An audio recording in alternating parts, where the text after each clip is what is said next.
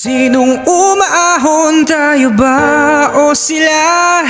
Mga ngiti nila habang nakalubog ka pa. Saan napuntang bulsa? Pinaghirapan kong mga barya. Minumulto na ng mga pangako nyo.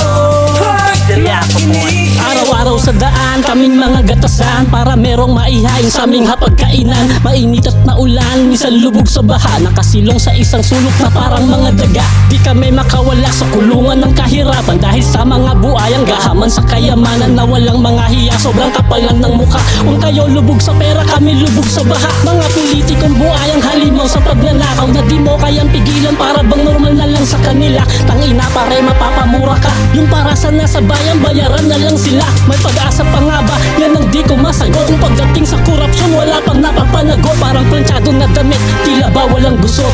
Ang Diyos na ang bahala, sinong dapat managot?